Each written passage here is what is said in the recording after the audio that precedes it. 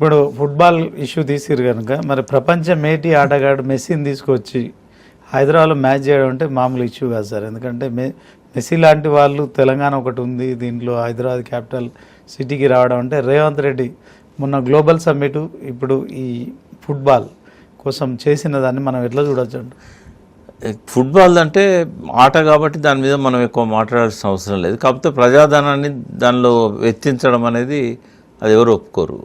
Minimum ఎంత కొంత పెట్టవచ్చు, బట్ ఆయన ఆడడం కోసమే ఈ ప్రజాధనాన్ని అది సిఎస్ఆర్ రూపంలోనైనా సింగరేణిదైనా ఇంకోటైనా ఆ విషయంలో మాత్రం ఖచ్చితంగా విమర్శకు తావు ఉంటుంది. బట్ ఇతరత్ర రేవంత్ రెడ్డి ఫుట్బాల్ ఆడడానికి ప్రజలు ఎంజాయ్ చేశారు. ఆ విషయంలో తప్పేం లేదు, ఆయనకి ఇంట్రెస్ట్ ఉంది, ఆడుకుంటాడు. మెస్సీతో ఆడడం అనేది ఆయనకు ఒక డ్రీమ్ అది. కానీ ప్రజాధనాన్ని దుర్వినియోగం చేయదు. ఎంత చేశారనేది తెలియదు నాకు, బట్ చేశారు. సెకండ్ ఏంటంటే రైజింగ్ తెలంగాణ అనేది అంత ఆదరబాదరగా పెట్టకూడదు. నిజంగానే తెలంగాణ పట్ల అంటే ఇది ఎందుకు పెట్టాడంటే సర్పంచ్ ఎన్నికలు నడుస్తున్నాయి కాబట్టి ఈయన తను ప్రొజెక్ట్ చేసుకోవడానికి ఒక వేదికలాగా ఉపయోగించుకున్నాడు. ఎందుకంటే రేపు లోకల్ బాడీస్ పోయినప్పుడు బేసే సర్పంచులు ఎక్కువ మందిని గెలిపించుకోవాలనే తాపత్రయం కోసం చేశాడు అది. ఎందుకంటే ఏ గ్లోబల్ కాన్ఫరెన్స్ అయినా మినిమం 6 నెలల నుంచి 1 ఇయర్ టైం పెట్టాలి. గ్లోబల్ కాన్ఫరెన్స్ అన్నప్పుడు ప్రధానమంత్రి రావాలి. ప్రధానమంత్రి కాదు కదా, ఒక్క కిషన్ రెడ్డి తప్ప ఏ కేంద్ర మంత్రి రాలేదు. ఆయన అంటే మన హైదరాబాద్ అతనే కాబట్టి ఆయన వస్తాడు. ఇక లోకల్ ఎంపీ కూడా కదా, ఆయన పెద్ద దానికి ప్రాధాన్యత ఉండదు ఆయన రావడం వల్ల. ఇప్పుడు ఈయన పెట్టింది సర్వీస్ సెక్టర్. ఒక నేషనల్ లెవెల్లో ఉన్న ఒక ఇండస్ట్రీస్ ఐటీ మినిస్టర్ రావాల్సి ఉండే, లేదా ప్రధానో రావాల్సి ఉండే, అమిత్ షా లాంటి వాడు రావాల్సి ఉండే. ఒక ఐకాన్ కదా భారతదేశానికి వాళ్ళు ఎవరు రాలేదు. తర్వాత చంద్రబాబు నాయుడుతో సహా ఏ ముఖ్యమంత్రి రాలేదు. అందరు ముఖ్యమంత్రుల దగ్గరికి మంత్రులను పంపించాడు. తర్వాత పెద్ద ఇండస్ట్రియలిస్టులు కూడా రాలేదు. అదాని కొడుకోగరు, తర్వాత మహేంద్ర, వాళ్ళు తప్ప ఇంకెవరు కనబడలేదు మనకు. వీళ్ళతో పాటుగా పేరున్న ఇన్వెస్టర్స్ రాలేదు. ఇంటర్నేషనల్ స్థాయి ఉన్న ఇన్వెస్టర్స్ కూడా ఒక్కరు కూడా రాలేదు. సంతకాలు అయినాయని చెప్తున్నారు. అవి చాలా వరకు ఇదివరకు అయినాయి కూడా ఫేకే. అవి 5,75,000 కోట్లు కేసీఆర్ గారు చెప్పారు కదా, ఫేక్ అయితే ఇవే. ఫేక్ అని చెప్పడానికి సాక్ష్యం ఉంది. ఎందుకున్నదంటే గతంలో 2 సంవత్సరాల్లో 4,60,000 కోట్లు ఎంఓయూలు అయినాయి. దావోస్లో 2 సార్లు పోయి వచ్చి మెట్రో పిల్లలు అన్నిటి మీద పెద్ద పెద్ద అక్షరాల్లో మనకి 1,60,000 కోట్లు వచ్చినాయి, 2,60,000 కోట్లు వచ్చినాయని చెప్పుకున్నాడు. ఇప్పుడు 2 సంవత్సరాలు అయిన తర్వాత ఎంత ఫీల్డ్ మీద కనబడుతున్నది అని అంటే 2,500 కోట్లు. అది కూడా ఒక్క కంపెనీ. మరి ఇట్లయితే నువ్వు ఒప్పందం చేసుకున్నది 4,60,000 కోట్లు, వచ్చింది 2,600 కోట్లు. అంటే ఇప్పుడు జరిగిన ఒప్పందాలు కూడా రైజింగ్ తెలంగాణలో అట్లే ఉంటుంది. ఆ డాక్యుమెంట్ కూడా చాలా లోపభూయిష్టంగా ఉంది. నేను మొత్తం చదివాను. రైజింగ్ తెలంగాణ డాక్యుమెంట్ విజన్ ఏదైతే పెట్టిండో $3 ట్రిలియన్ వ్యవస్థను చేస్తా అన్నాడు కదా, అలా ఏ రకమైన యాక్షన్ ప్రోగ్రాం లేదు. 2034 వరకు 1 ట్రిలియన్ కూడా ఏది లేదు. ఈ 1 ట్రిలియన్కి లేదు, ఆ 3 ట్రిలియన్కి లేదు. కేవలం ఫారిన్ నుంచి కంపెనీలు వస్తే ఇక్కడ వాళ్ళు పెడతారు, అన్ఎంప్లాయ్మెంట్ కొంత తగ్గుతుంది, ప్రొడక్షన్ పెరుగుతుంది, ఎక్స్పోర్ట్స్ పెరుగుతాయి అని రాశాడు అందులో. అసలు ఇప్పుడు నీకు స్టేబుల్గా ఎకానమీ పెరగాలంటే, ప్రజల జీవన ప్రమాణాలు పెరగాలంటే ఇక్కడ ఆ డెవలప్మెంట్ జరగాలి. అగ్రికల్చర్ సెక్టర్ కావచ్చు, ఇండస్ట్రియల్ సెక్టర్ కావచ్చు, సర్వీస్ సెక్టర్ కావచ్చు. దానికి ఎటువంటి ప్రణాళిక చేయకుండా వాళ్ళు వస్తారు, వాళ్ళ పెట్టుబడితో మాది పెరుగుతుంది అని అట్లా రాసుకున్నాడు మొత్తం. ఒక ప్రాపర్ పద్ధతిలో లేదు అది.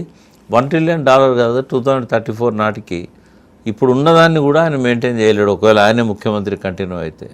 మళ్ళీ కేసీఆర్ వస్తే చెప్పలేం కానీ, ఎందుకంటే ఈయనకు ఎవరు థింక్ ట్యాంక్ లేదు, చెప్తే వినడు, ఆయన సొంతంగా చేసుకునే తెలివి లేదు. చాలా డిఫెక్ట్స్ ఉన్నాయి ఆయనకు. ఆయన అందరినీ డైవర్ట్ చేస్తున్నట్టే రాజకీయాలలో తను కూడా డైవర్ట్ చేసుకున్నాడు. ఆయనకు ఒక ప్యాషన్ ఉండే. ఇంకోటి ఆ అకేషన్ తగ్గట్టుగా రైజ్ అవుతా అని చెప్పుకున్నాడు, కాలేదు. తర్వాత తనకు తెలియని సబ్జెక్ట్ ఎకానమీ, ఫైనాన్సెస్. ఆయన ఏమి ఎంఏ ఎకనామిక్స్ చదవలేదు, పిహెచ్డి చేయలేదు.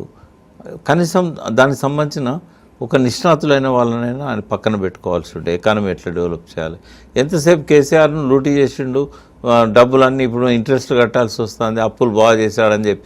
మరి కేసీఆర్ 9.5 సంవత్సరాల్లో చేసిన అప్పు ఈయన 3 సంవత్సరాలకే దాటుతున్నాడు. ఇప్పుడు ఆల్రెడీ 2 సంవత్సరాలనే 3 లక్షల కోట్లు దాటినట్టుంది. ఇప్పుడు 2 లక్షల కోట్లు అయితే వచ్చింది, 2 లక్షల కోట్లు దాటుతున్నది. మరి ఆయన చేసింది ఎంత 9.5 ఏళ్ళలో 3.5 లక్షల కోట్లు అప్పు చేశాడు. ఈయన 2 సంవత్సరాలనే 2 లక్షల కోట్లు చేశాడు. ఇదే లెక్క ప్రకారం పోతే 9.5 ఏళ్ళు నేను ఉంటే కనుక ఈయన 9.5 లక్షల కోట్లు చేస్తాడు. ఓకే, కేసీఆర్ గారు ఈ ఫార్మాసిటీ భూముల విషయంలో ఖచ్చితంగా అది కేవలం ఫార్మాసిటీ కోసమే వినియోగించాలి. సో దీంట్లో గ్లోబల్ సమ్మిట్ లాంటివి పెడితే ఆల్రెడీ రైతులకు కోర్టు కేసు కూడా ఉందని కూడా చెప్తున్నారు. మీ దగ్గర నేను చెప్పాను ఇంతకుముందు ఏమనంటే ల్యాండ్ అక్విజిషన్ దానిలో ఏ పర్పస్ కోసం అయితే ల్యాండ్ అక్వైర్ చేస్తున్నారో ఆ పర్పస్కి ఉపయోగించకపోతే తిరిగి రైతులకు ఇచ్చేయాలని చెప్పి రూల్ ఉంది. సుప్రీంకోర్టు జడ్జిమెంట్స్ ఉన్నాయి. మనం కూడా ఎన్నోసార్లు నేను అప్పీల్ చేశా, మీరు భూములను రియల్ ఎస్టేట్ పర్పస్ వాడుతున్నాడు కాబట్టి ఫోర్త్ సిటీ అని మా భూములు మాకు ఇవ్వమని హైకోర్టు ఇవ్వండి, మీరు కేసులు వేస్తే మీ భూములు మీకు వస్తాయని చెప్పాం. ఇప్పుడు అదే జరుగుతుంది. ఓకే, కాబట్టి అందుకే ఫార్మసిటా తొక్క సీటా అని అన్నాడు ఆయన. ఎందుకంటే అది వచ్చే పని కాదు. అది ఏ రకంగా కూడా ఫార్మాసిటీ ఒక్క దగ్గర ఉండాలి. అది ఫోర్త్ సిటీ అని చెప్పి ఆయన దాన్ని మార్చడానికి ఆయనకు రైట్ లేదు. అది సక్సెస్ కాదు. ఆ మోడల్ హైప్ క్రియేట్ చేస్తున్నాడు. తను రియల్ ఎస్టేట్ నాలెడ్జ్ ఉంది కాబట్టి కొంత హైప్ క్రియేట్ చేస్తున్నాడు. రియల్ ఎస్టేట్ను కూడా సరిగ్గా మెయింటైన్ చేయలేదని ఆయన మీద విమర్శ ఉన్నది. రిజిస్ట్రేషన్స్ అని తగ్గిపోయినాయి, 1/3 తగ్గిపోయినాయి. బడ్జెట్ తగ్గింది, దాని మీద వచ్చే ఆదాయం తగ్గింది, రాబడి తగ్గింది.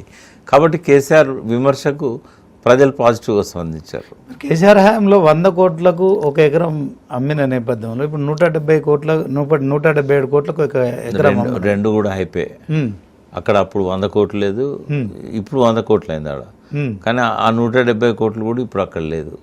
ఇది ఏంటంటే రియల్ ఎస్టేట్ భూమి ఉందని చెప్పడానికి, అమ్మో అక్కడ 170 కోట్లు అమ్ముతున్నదట. పక్కన ఉన్న వాళ్ళు కనీసం ఏంటంటే 100 కోట్లు చెప్పింది అనుకోండి, అరే ఇంకేంది అక్కడ 170 అయింది కదా, వీళ్ళ దగ్గర 100 కొనొచ్చు మనం చీపే అని చెప్పి అనుకుంటారు అన్నట్టు. అందుకని కావాలని అప్పుడు ఆయన హైప్ చేశాడు, ఇప్పుడు ఈయన హైప్ చేస్తున్నాడు.